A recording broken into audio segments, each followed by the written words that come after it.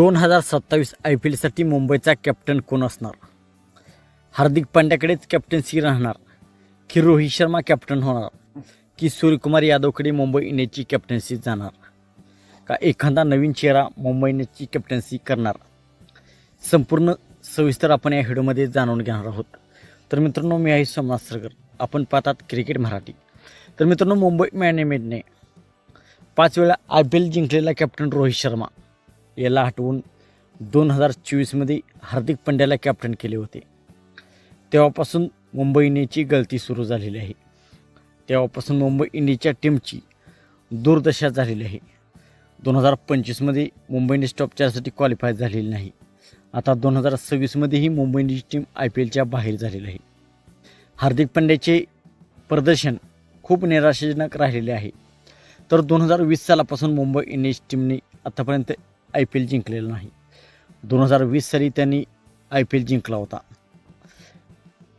तर आता चाहत्यांची ही मागणी आहे की रोहित शर्माला परत एकदा पुन्हा मुंबई इंडियन्सचा कॅप्टन करा, परंतु रोहित शर्मा कॅप्टन्सी घेण्यास तयार नाही. तर अशाही बातम्या येत आहेत की हार्दिक पांड्या आता मुंबई इंडियन्स सोडून देणार आहे. हार्दिक पांड्याने मुंबई इंडियन्सला इंस्टाग्रामवरती अनफॉलो केलेलं आहे आणि सर्व मुंबई इंडियन्सबद्दल ज्या पोस्ट होत्या त्या सर्व डिलीट केलेल्या आहेत, अशी बातमी समोर येत आहे. तर हार्दिक पांड्या 2027मध्ये मुंबई इंडियन्स सोडून जाणार का, असा प्रश्न आता उपस्थित होत आहे.